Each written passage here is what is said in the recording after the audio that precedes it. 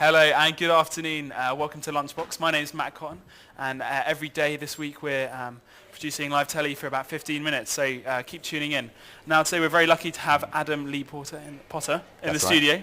Adam, how are you doing? I'm good, thank you. Good to be here. So we're going to have a nice little chat for about 15 minutes and find out about what you're doing. So who are you? I think is the best place to start. Right, okay. My name's Adam Lee Potter. I've been a national journalist for the best part of 20 years. I've worked for The Sun, Daily Mail, the Sunday Mirror. I've, as a freelance, written for The Independent, the Melbourne Age, the Sunday Times, even the Swanage and Wareham Advertiser. But I've been a features writer, features editor, columnist, sub. I've been punched in the face by Ian Botham, and I've been hospitalised by a paedophile's dog. So it's been an interesting 20 years.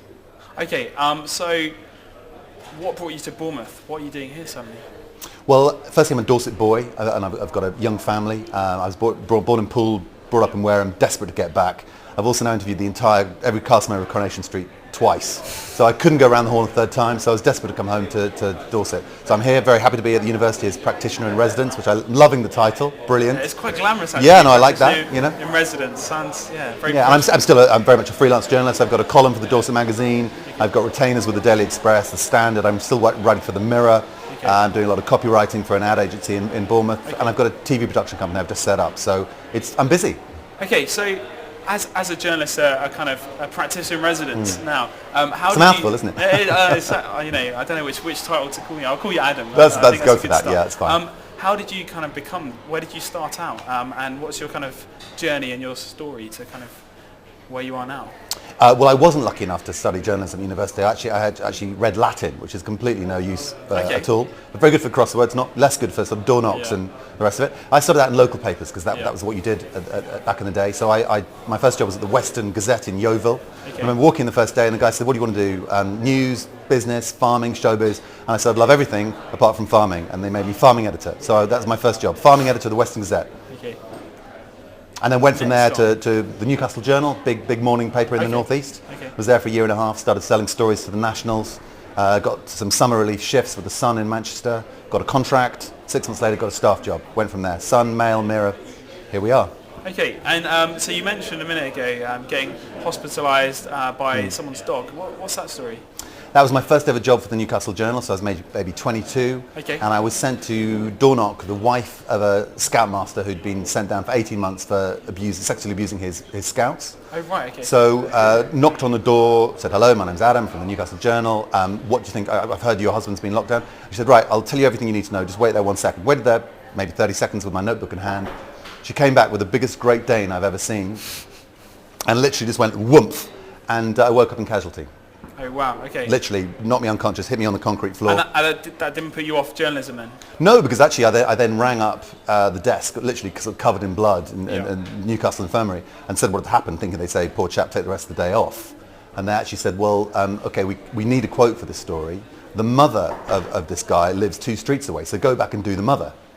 So drove back to the area, this really rough part of Newcastle, knocked on the door, and this nurse came to the door, and I said, "Hello, I'm Adam, I want to speak to Mrs. whatever." And he said, "Okay."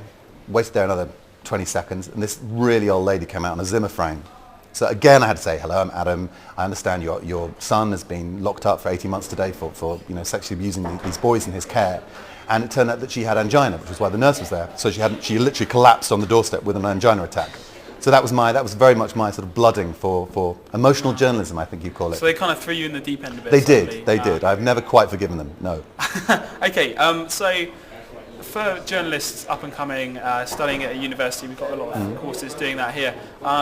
Do you think it's kind of a tricky industry to come into, or position to kind of fill in the recent kind of climate? I think it's a terrible time, but it's a terrible time for anybody, whether you want to be a banker, a lawyer, an actor. It's a hard time. We've got a double-dip recession, but things weren't fantastic at the end of the 80s when I was sort of thinking about joining the industry, and I think it's still true today what someone said to me back then, which was, if you want to be a journalist, you will be a journalist. You might not necessarily be a Sky anchor or a foreign correspondent for the New York Times or whatever it is, but you will be a journalist. And I think the main thing you have to do is get your first foot in the door, like I did. I did not want to be farming. I did not set out to be farming editor of the Western Gazette, earning 75p a week. But I got in there, and once you've got that first foot in the door, you'll be fine. Okay. So in terms of the recent phone hacking scandal and things, do you think that's kind of given a bad light for journalists generally. What are your kind of thoughts on that? I think it's been terrible for us because we've all been tarred with the same brush. I mean, I would say here and now, I've never hacked a phone. I've never worked closely with anyone who's hacked a phone. And I think it's very useful to see it in context, say, with the MP's expenses scandal, which was public money first and foremost. 50% of MPs had abused the system. I mean, even if every single News of the World journalist was guilty of phone hacking, which cannot be the case because so many of them weren't even working for the paper when these abuses took place. That accounts for, I mean, there are 70,000 journalists in this country. That would account for 1% of our industry. So I think it's been taken out of proportion. It was horrendous. No one's going to try and justify the unjustifiable. And the hacking of Millie Dowler's phone was a disgrace. Yeah. But, we are being taken into account. I mean, I think, I'm sure you'll have seen the Leveson inquiry last week. You've got the likes of Paul Dacre, for the first time, editor of the Daily Mail, introducing an apologies and corrections page into the Daily Mail. I mean, that, to my mind, is progress. Yeah. And compared to the MP's scandal, do you think you've been treated kind of slightly more unfairly compared to the way MPs were dealt with? Because I think there should have been a lot more consequences for MPs, and I still don't think they fully dealt with it properly. Well, to be fair, some politicians have gone to jail, but then journalists have too. I think of the two scandals, arguably MPs, 50% of MPs, elected MPs, abusing taxpayers' money is arguably worse. But as I say, Millie Dowler is unforgivable. But I think what it is, the public must remember that phone hacking has been going on for a long time. Yeah. No one seemed to really mind too much if it was Squidgygate or the Camilla Gate when Prince Charles's phone was being hacked.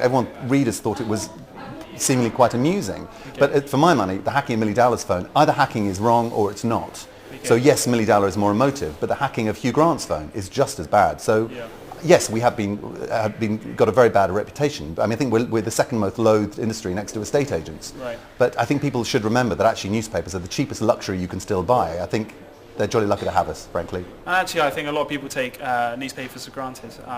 Everybody loves to read them, and then I don't think that people make the kind of link between the journalists that write it and then the news they're reading. I don't think that's often kind of made. So, I mean, do you think journalism is kind of taking off in a different kind of direction with social media and everything like that?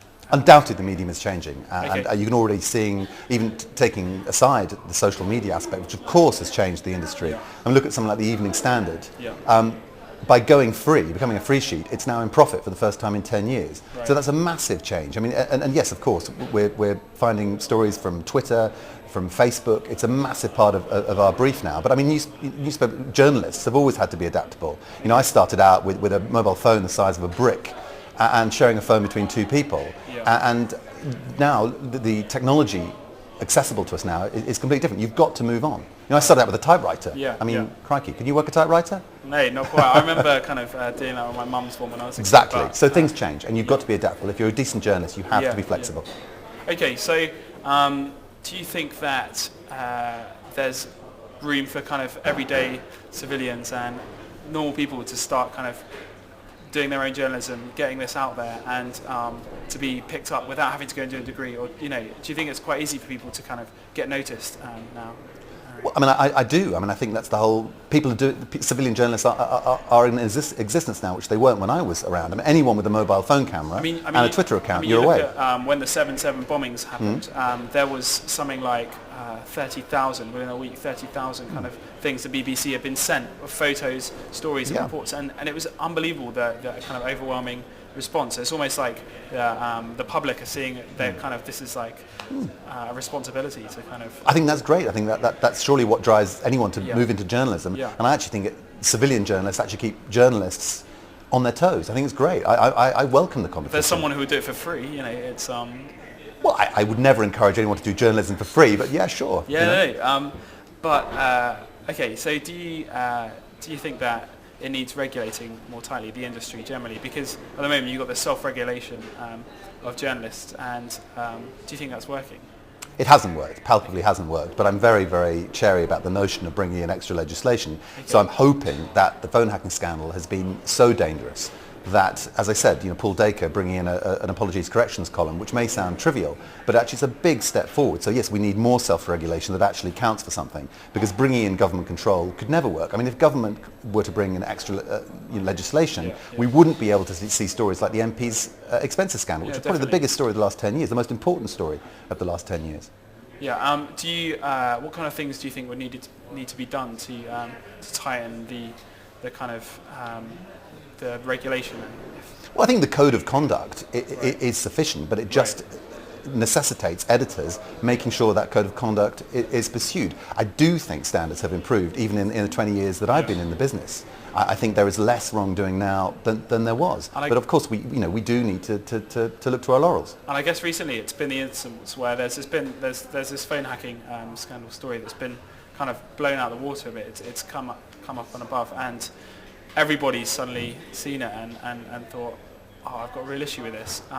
When actually I reckon there's a lot more that happens that we don't know about and goes on. And so specifically for journalists, I think there might have been slightly more targeting, whereas there's a lot of things that are going on within other industries, like the MPs. I think that was kind of done in the end, but I don't think it was kind of as widely accused as journalists have been for this. I don't know. Do you think that there's kind of more freedom now than there used to be for journalists? So more freedom? Yeah. In terms of the right to report things, where does the line come for the right to report and then kind of invading someone's privacy? Well, obviously, it all has to come down to the notion of what's in the public interest rather than what is interesting to the public. And it's a very, very fine line. So what we need is more decent journalists coming up to maintain the highest levels of probity. And that's what this business relies on. I mean, as with any other discipline, you get bad journalists just as you get bad policemen, bad accountants, bad bankers. But in my experience, I'm incredibly proud of the industry in which I work. The vast bulk of journalists that I've come across are hardworking. You're only as good as your last piece of copy. So we're incredibly thin-skinned, and no one sets out into journalism, to my knowledge, to do a bad job. We do because we do it because we want to right wrongs, we want to expose wrongdoing. That's the whole point of being a journalist. If you don't set out that way, then God help us all. But yes, of course, there are some bad apples along the way. Okay, cool. And what would you say is your kind of the story you're most proud of, or that has been a kind of biggest landmark in your career?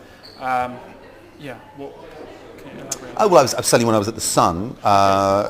Many years ago, I had the idea of investigating security at Heathrow Airport on the 10th anniversary of Lockerbie. So I had to pose undercover as an airport cleaner, and I got a job and basically put fake bombs on 5 planes. As a result of that, there was a government investigation. The company that ran that cleaning service lost its contract. People got fired, and this was obviously pre-9/11, but security got completely ramped up. So I thought that was a worthwhile bit of journalism. And obviously to do that, I had to lie about my identity. I had to defraud, compose a fraudulent CV. So back to the phone hacking scandal, I wouldn't even argue that phones should never be hacked. It has to be, journalists have to have the right to use certain tools if it's absolutely proven that it's within public interest criteria. Yeah. And personally, did you get kind of prosecuted for that or anything? I got arrested, yeah. Okay. Obviously, I got arrested. I think the charge was obtaining pecuniary advantage by deceit. Okay. But obviously, I got cleared because I didn't take any money from the job, and it was quite clear that we were going into it with very ethical motives. Okay. But I got, sort of death threats and dodgy phone calls for about 6 months. But that's par for the course. Yeah. Okay. That's really interesting. So where do you see your future going now in the next 6 months after you've kind of done with your position here at Bournemouth? Obviously enjoying my time here. It's great. Already just begun, got my feet under the table. I'm loving the freelance. And I think, as I said, I've worked for pretty much every newspaper on Fleet Street. Yeah. But as a staffer at the Sunday Mirror for the last 5 years, what I was lacking maybe was a bit of variety. As I said, I've interviewed the entire cast of EastEnders once, the entire cast of Coronation Street twice. I've done my fair share of reality TV. So it's lovely doing a little bit of author interviews for the broadsheets and a bit of TV. Bit of variety. That's what's good for me. Okay, brilliant. Well, thanks very much you're welcome. For being with us today. And we hope you've enjoyed today's show. So take care, tune in tomorrow, and we'll see you next week. Thanks very much. Great, lovely, no worries. You're right, no worries. That was all right for you. Right, let me get this clip.